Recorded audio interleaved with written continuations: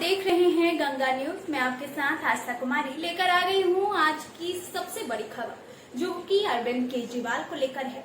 177 दिनों के बाद अरविंद केजरीवाल जेल से बाहर आए और आने के 2 दिन बाद ही बड़ा ऐलान कर दिया। दिल्ली के सीएम अरविंद केजरीवाल ने सीएम पद से इस्तीफा देने का ऐलान कर दिया है। इसकी घोषणा सीएम ने आपके दफ्तर में संबोधन के दौरान किया। केजरीवाल रविवार को आम आदमी पार्टी के मुख्यालय पहुंचे। पार्टी नेताओं और कार्यकर्ताओं से मुलाकात करने के बाद सीएम केजरीवाल ने कार्यकर्ताओं को संबोधित किया, जहां उन्होंने कहा कि आज से 2 दिन के बाद मैं इस्तीफा देने जा रहा हूं। मैं तब तक सीएम की कुर्सी पर नहीं बैठूंगा जब तक जनता अपना फैसला नहीं सुना देती कि केजरीवाल ईमानदार है। वहीं उन्होंने आगे ये भी कहा कि मैं हर घर और गली में जाऊंगा और जब तक जनता का फैसला नहीं मिल जाता तब तक सीएम की कुर्सी पर नहीं बैठूंगा। कानून की अदालत से मुझे इंसाफ मिला है, अब जनता की अदालत मुझे इंसाफ देगी। वहीं उन्होंने आगे ये भी कहा कि कुछ लोग बोल रहे हैं कि सुप्रीम कोर्ट ने कुछ कंडीशन लगाई है। पिछले 10 सालों में इन्होंने कंडीशन लगाने में कोई कसर नहीं छोड़ी। केंद्र सरकार ने कानून बनाकर मेरे काम बंद करने की कोशिश की, इन कंडीशन को भी देख ली है। अगर आपको लगता है कि केजरीवाल ईमानदार है तो जमकर वोट देना मेरे पक्ष में।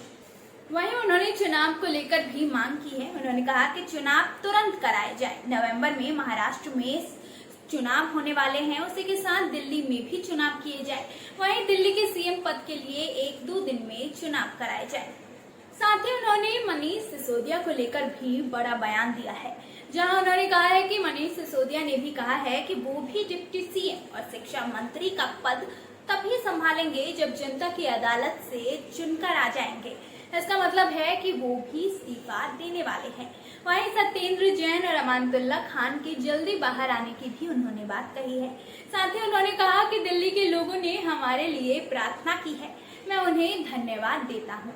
मैंने जेल में कई किताबें पढ़ी, रामायण, गीता। मैं अपने साथ भगत सिंह की जेल डायरी लाया हूँ, भगत सिंह की डायरी भी पढ़ी है। वहीं केजरीवाल ने यह भी कहा कि उनकी छोटी सी पार्टी ने देश की राजनीति बदल दी।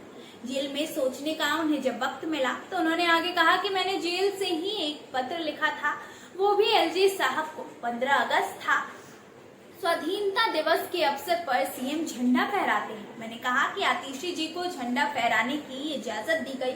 वो चिट्ठी मुझे वापस कर दी गई और मुझे वार्निंग दी गई कि दूसरी बार अगर चिट्ठी लिखी तो आपको परिवार से भी मुलाकात की इजाजत नहीं दी जाएगी।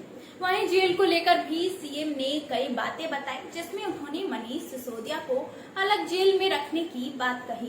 साथ ही संदीप पाठक को कैसे जेल से ब्लैकलिस्ट किया गया, इस बारे में भी खुलकर जानकारी दी। उन्होंने कहा कि जब मैं जेल में था तो एक दिन संदीप पाठक मुझसे मिलने आया। वो हमारी पार्टी का महासचिव है। वो आकर मुझसे बात करने लगा। स्वाभाविक है कि वो रोमांटिक बातें तो करेगा नहीं, राजनीति की बातें ही करेगा।